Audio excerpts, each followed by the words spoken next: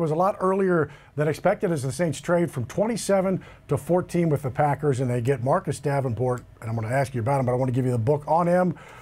6'6", 264 pounds, runs the 40 at the combine in 4.61, then 4.59, 33 and 5/8 the lengths of his arms, bench pressed 22 times, had like 6 to 8 batted down balls in 2017. It was a surprise. Yep. Your thoughts?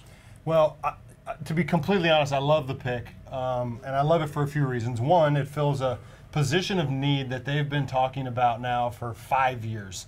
We need someone opposite of Cam, and that's not to diminish the role that Alex Okafor played last year, but you cannot have in this league at this point too many pass rushers.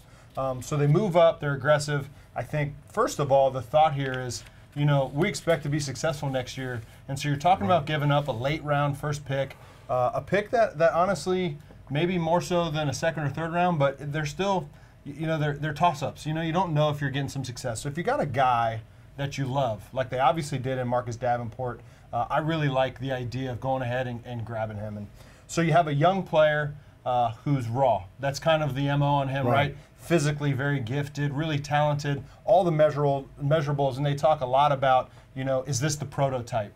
He's the guy that you build on video games as your creative player. You know, this is the prototype. And so you have a guy that's raw, and the reason why I love doing that here is the guy they brought in as a defensive line coach last year, and Ryan Nielsen. Ryan Nielsen is a teacher. I think it's no coincidence that Cam Jordan has his best year last year, bringing in Ryan Nielsen. And an interesting kind of side note, Ryan Nielsen was the defensive line coach at NC State.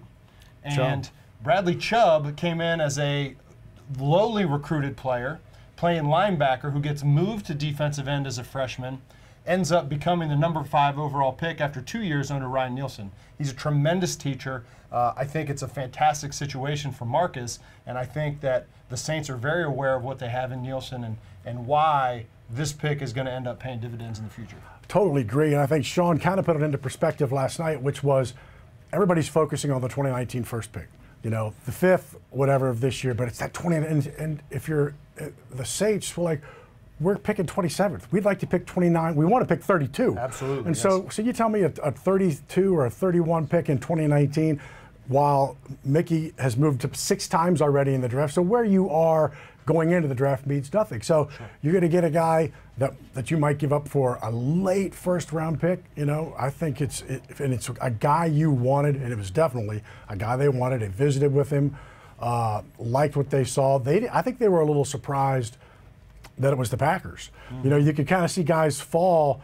I was watching ESPN, and so when the Saints traded, they went to commercial break. So when they come back, they're talking about Lamar Jackson. It's Lamar Jackson. It's Lamar Jackson. It's Lamar Jackson. And with about 2 minutes to go on the clock, I could see the guys' faces. Look, they can see Lamar Jackson. He's not on the phone. He's not celebrating. And they're going, well, God, who are they going to take? You know, it really, I think it surprised them from the name standpoint, smaller school, but other than that, the attributes that he has, and what I will say about smaller schools, and I went to a smaller school, this kid was the stud of the team. He's double teamed every day. So when you see a guy like that, he's already, don't look so much at, well, he calls it a younger school, because he's faced 2 guys every game. Right. And listen, I think you're very correct. When we talk about the draft, I think it's unusual for a team picking late in the first round to actually have value in that spot. I think it's really unusual for a draft to have 25 or 30 guys that teams really see as first-round values. And so if you can get a guy, especially with the anticipation of picking later in the draft, that you can go up and get where you get that value, you know, people will forget very quickly what you give up if the guy pans out how obviously they feel he will. Because obviously moving up that far and giving up what they gave up, there's a tremendous amount of expectation there. And I love the pick. I think it fits our MO. You know, we're extremely aggressive. Sean and Mickey have always been very aggressive. And, you know, Jeff Ireland kind of mentioned last night that he's the voice of reason. So there is someone up there now saying, hey, guys, let's really think about this and do, you know, is this what we want to do? And I think it was pretty clear as things kind of started coming out yesterday that the Saints were interested in doing this, that they had a guy that they felt if they could get to that spot and grab, they were going to do.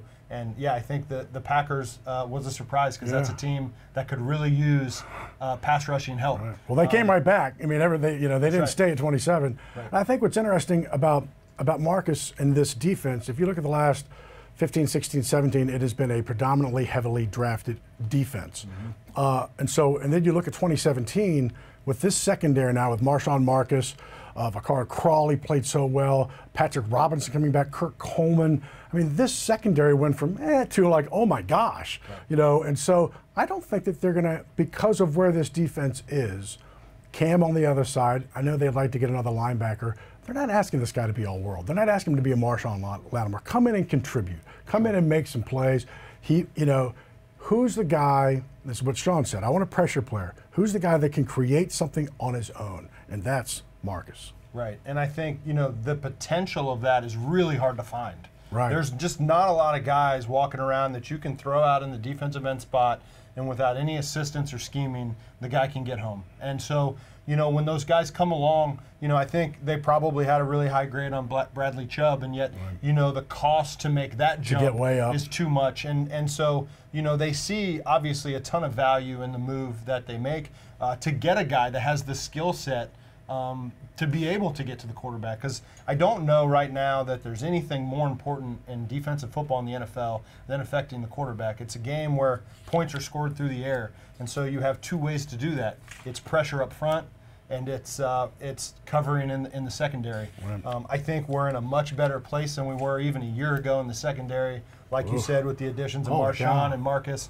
and the production that they got out of Ken Crawley and his development as a young player is really fantastic. And so the next piece is, how do we put more pressure on the quarterback up front?